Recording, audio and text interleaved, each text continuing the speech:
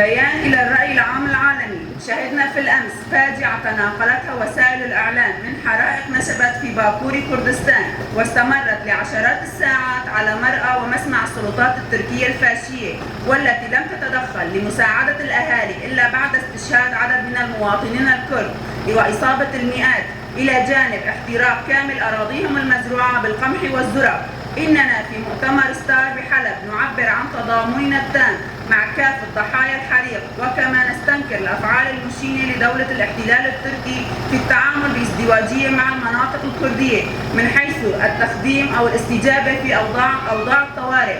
ولا يخفي للقاصي والداني بأن دولة الاحتلال بسياستها الإقصائية ذات البعد القومي المبنية على أساس تفضيل العرق الواحد، وقد كررت سيناريو عدم الاكتراث لأرواح المدنيين مثلما فعلت إبان الزلزال الذي ضرب المنطقة في العام الماضي، ويمكن اعتبارها جريمة تمييز عنصري تنتهك بموجبها دولة الاحتلال التركي ميثاق الاتفاقية الدولية للقضاء على جميع أشكال التمييز العنصري المعلنة من قبل الأمم المتحدة.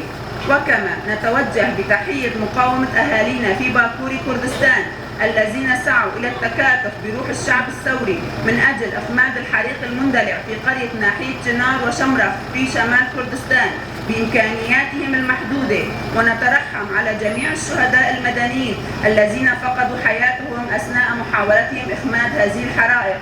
نحن في مؤتمر ستار نجد بأن الحل الأمثل لتأمين مستقبل الشعب الكردي في جميع أجزاء كردستان وخاصة باكور كردستان هو تطبيق مشروع الأمة الديمقراطية في ظل تعنت الاحتلال التركي ومهاجمته علنا لإرادة الشعوب والمرأة عبر السيطرة على البلديات وإقصاء ممثلي الشعب المنتخبين وغيرها من الأفعال المجردة من الأخلاق والإنسانية.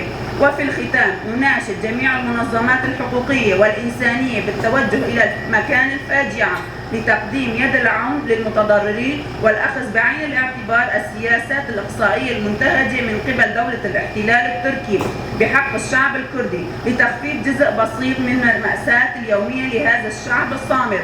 حرر بتاريخ 22/6/2024 مؤتمر ستار حلب. الموت للفاشية التركية، تحيا مقاومة أهلنا في آمد وميردي.